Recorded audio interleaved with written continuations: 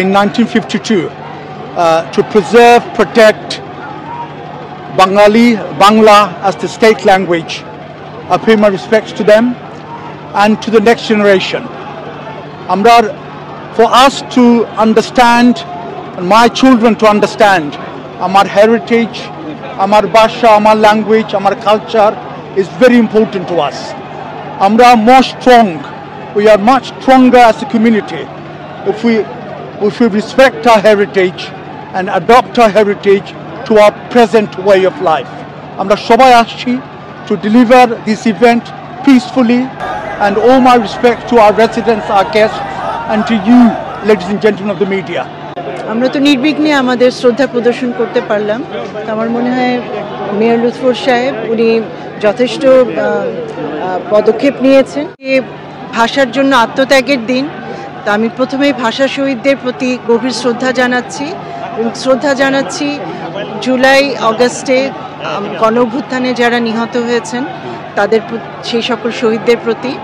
আমরা যেখানে কাঠামোটা দেখছি যে শহীদ মিনারটা, এটা শুধু একটি কাঠামো নয়, এটা আমাদের ঐতিহ্যের প্রতীক, আমাদের সংস্কৃতির প্রতীক এবং আমাদের মর্যাদার প্রতীক, আমাদের সংগ্রামেরও প্রতীক। কারণ আমাদের ভাষা শহীদরা তারা যে সংগ্রাম করেছিলেন, তারা যে আন্দোলন করেছিলেন এবং শেষ পর্যন্ত তারা যে বিজয় অর্জন করেছিলেন, কারণ তারা বাংলাকে রাষ্ট্রভাষা হিসেবে মর্যাদা দিতে পেরেছিলেন। তো সুতরাং এগুলো অনেক কিছু কিন্তু জড়িয়ে আছে এই আলতাবালি পার্কে, এই শহীদ মিনারের মধ্যে দিয়ে। তা আমার মনে হয় যে নতুন যে ব্রিটিশ বাংলাদেশি প্রজন্ম আছে দেশে, তারা হয়তো এটা দেখে উৎসাহিত হবেন।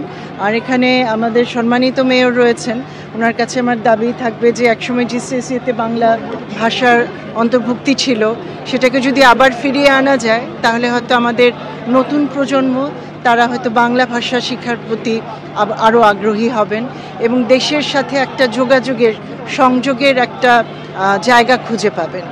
বায়ান্নের ভাষা আন্দোলনে যারা জীবন দিয়েছে তাদের আত্মার মাগফিরাত কামনা করছি এবং কোমলমতি ছাত্রছাত্রীরা যারা জীবন দিয়েছে তাদের আত্মার মাগফিরাত কামনা করছি। আজকের এই দিনটা হচ্ছে সত্যিকার অর্থে এই যারা জীবন দিল দেশের জন্য, আজকে ফেসিবাদী সরকার, এই হাসিনার সরকার, তারা দেশকে লুট করে দেশের বাইরে তারা আসছে।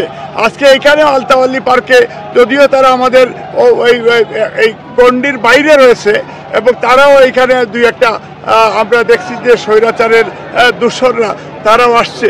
আমাদের আমরা যেটা বিশ্বাস করি বাংলাদেশের আগামীতে রাষ্ট্রনায়ক তারেক রহমান আগামীতে সরকার গঠন করবে। কেয়ারটেকার ডক্টর ইউনূস সাহেবের প্রতি আমাদের আহ্বান যে আপনি বাংলাদেশে নির্বাচন দিবেন এবং আমাদের সংগ্রাম এবং চলবে, লড়াই চাই, লড়াই করে আমরা যুক্তরাজ্য বিএনপি আজকে এই শহীদ আলতাবালি পার্কে এসেছি। আমরা যুক্তরাজ্য বিএনপির পক্ষ থেকে যারা ভাষার জন্য শহীদ হয়েছেন তাদের মাগফিরাত কামনা করার জন্য আমরা এসেছি।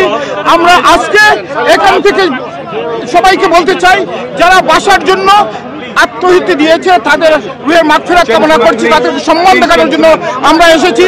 21 আমাদের অহংকার, 21-এর পথ ধরে আমাদের স্বাধীনতা, রক্ত রাঙ্গানো 21 হাজার বছরের বাঙালির অসাম্প্রদায়িক চেতনার উর্বর উৎস।